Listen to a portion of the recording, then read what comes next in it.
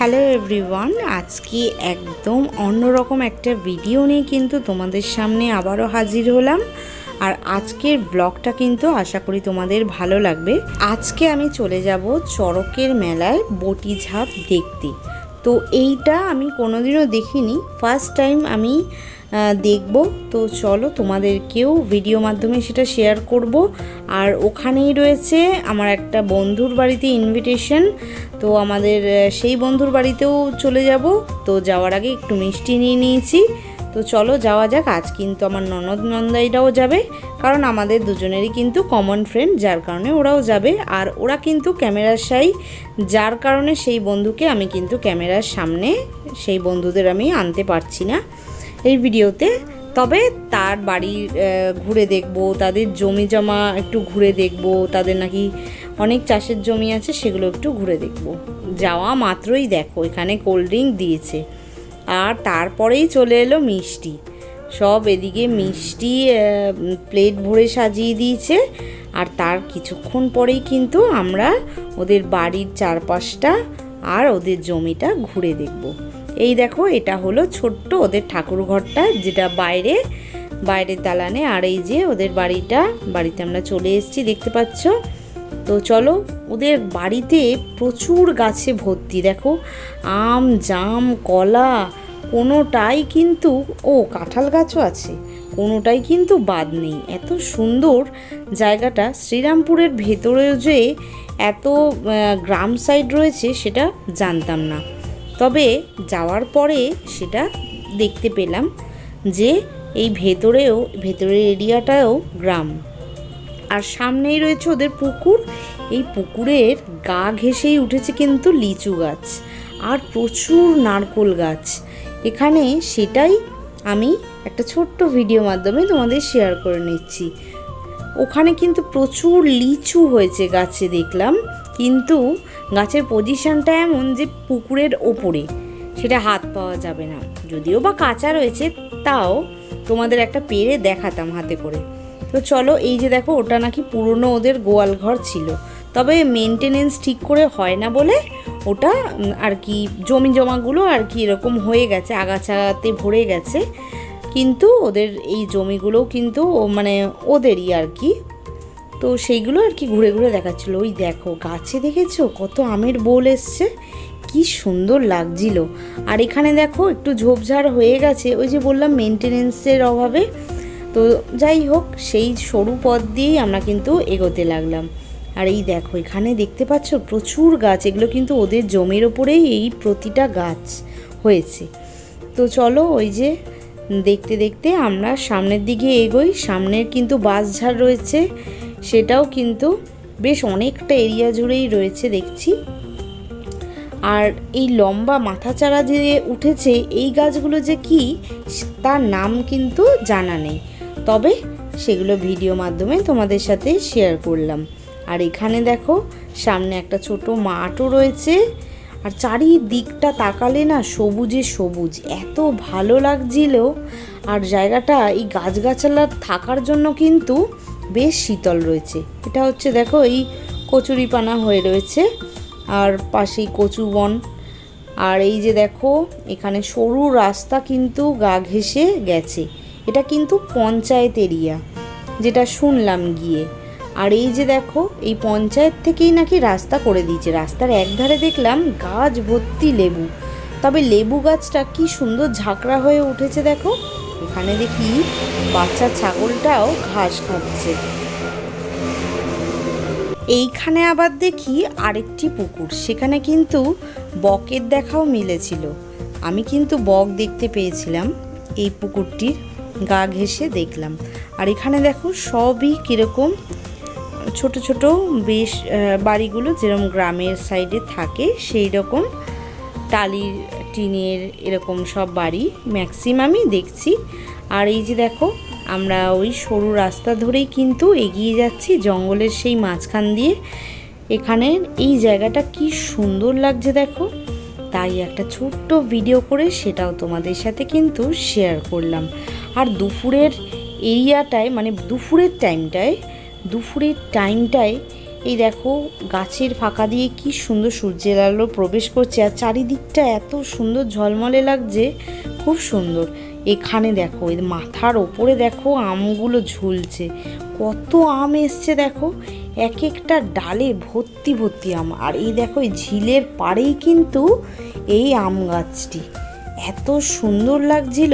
আমি কিন্তু দুটো আম নিয়েছি, কাঁচা আম, এত ভালো এই আমগুলো, মানে সাইজটা বড় হয়েছে যদিও বা কাঁচা রয়েছে তাও।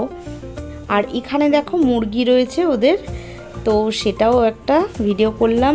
আর এই যে দেখো ওদের কলপাড়টায়, এই যে কলপাড়ের চাতাল এরিয়াটা, এই দেখো এখানে কাঁঠালে ভরে গেছে গাছটা।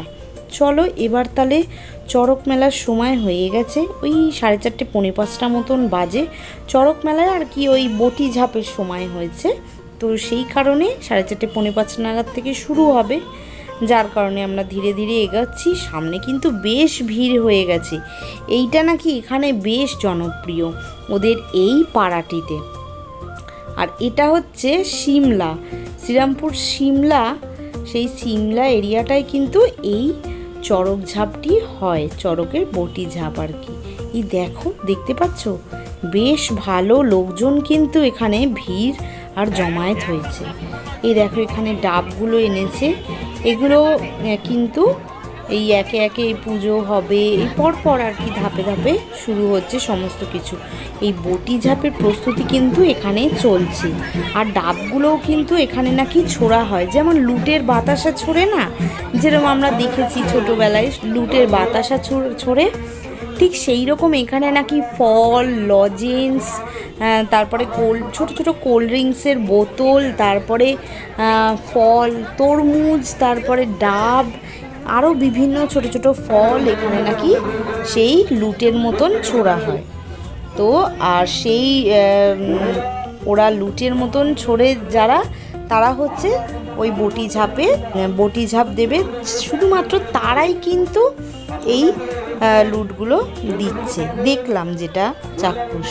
এই দেখো যারা এখানে বটি ঝাপ দেবে আজ, তারা কিন্তু সকলে চলে এসছে ওদিকে ভোলানাথকে নমস্কার করে, কারণ সামনেই একদম ভোলানাথের মন্দির, যার কারণে সেখানে কিন্তু ওরা পুজো দিয়ে নমস্কার করে আবার এখানে এসছে।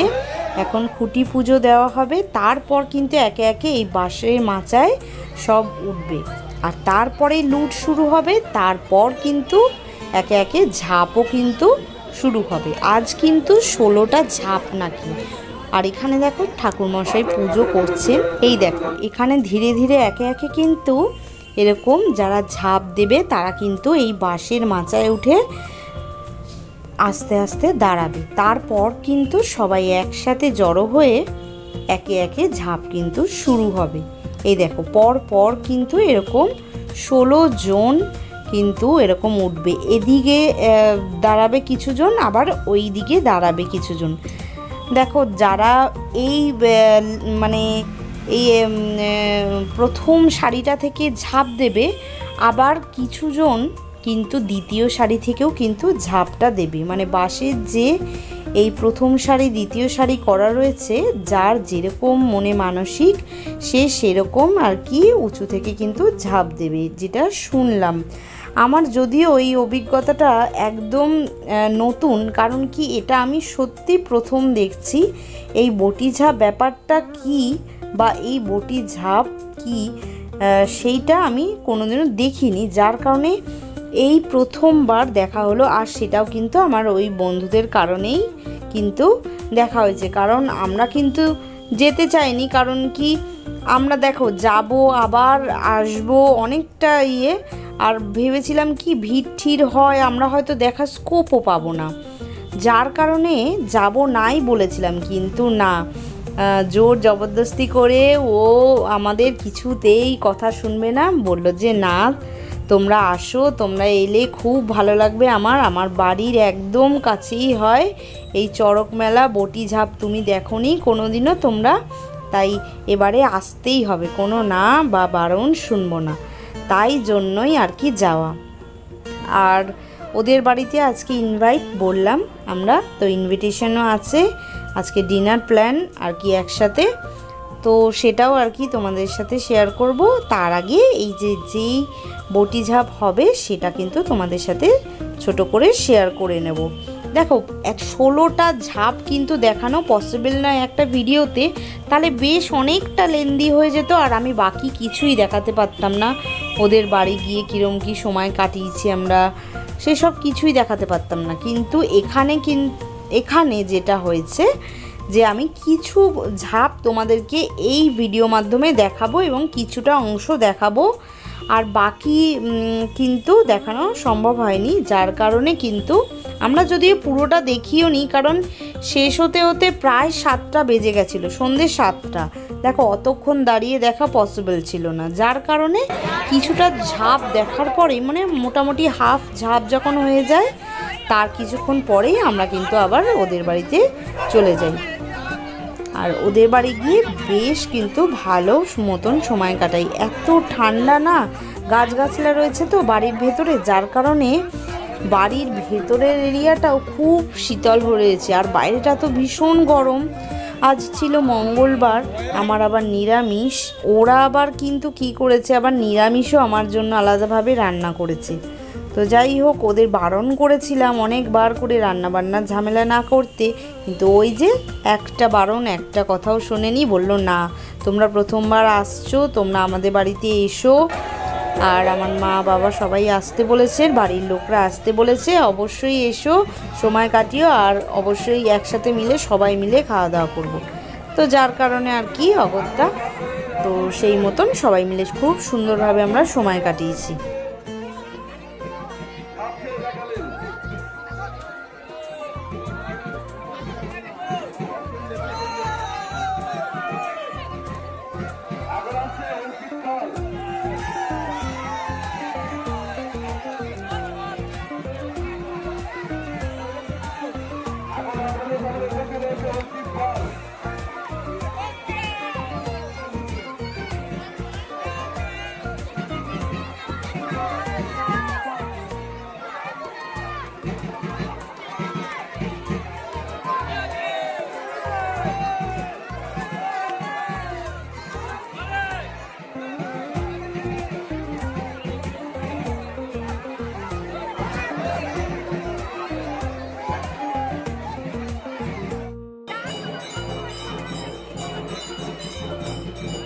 যারা এত উঁচু থেকে সত্যি বাবা ভোলানাথের নামে আর কি ঝাঁপ দিচ্ছেন, বটি ঝাঁপ, তাদের কিন্তু সত্যি ঠাকুরের অশেষ কৃপা রয়েছে। না হলে কিন্তু এই এত উঁচু থেকে বটিতে ঝাঁপ দেওয়ার পরেও কিন্তু খুব সুন্দরভাবে এরা সুস্থ স্বাভাবিকভাবে আবার উঠে দাঁড়াতে পারে। এটাই দেখে খুব ভালো লাগে। সত্যিকারের ভগবানের কৃপা ছাড়া এটা সত্যি সম্ভব হতো না। তো যাই হোক, সেটাই সেই মুহূর্তটার সাক্ষী হতে পেরে সত্যি খুব ভালো লাগছে। আর এই সম্পূর্ণটাই আমরা দেখার সুযোগ পেয়েছি কিন্তু এই বন্ধুর জন্য, আমরা যে বন্ধুর বাড়ি আজ গিয়েছিলাম তার জন্য। তাই সত্যিকারের ওকে ধন্যবাদ জানাবো না, ধন্যবাদ জানিয়ে আমাদের বন্ধুত্ব ছোট করব না। তবে খুব ভালো কাটলো আজকের এই দিনটা। সত্যি বলতে এরকম গ্রামের সাইডের এরিয়াগুলো ঘুরে দেখতে বেশ ভালোই লাগে, আর ভিডিও মাধ্যমে সেগুলোও তোমাদের সাথে তুলে ধরি যেখানেই যখন আমরা যাই। এর আগেও যখন সঙ্গীতাদের বাড়ি গিয়েছিলাম, ওদের গ্রামের সাইডে, গ্রামের চারপাশের এরিয়াটা, তারকেশ্বরের ভেতরের এরিয়াটা তোমাদের ঘুরিয়ে দেখিয়েছিলাম, সেখানে গ্রাম অঞ্চল ছিল। আর এইটাও কিন্তু শ্রীরামপুরের একদম সিমলা কালীতলা, সেই জায়গা বা ওদের সেই বন্ধুর বাড়ির চারপাশটা বেশ ঘুরিয়ে দেখালাম। গ্রাম সাইড, গ্রামের পরিবেশ খুব সুন্দরভাবে ভিডিওটি আমি তোমাদের সাথে শেয়ার করেছি।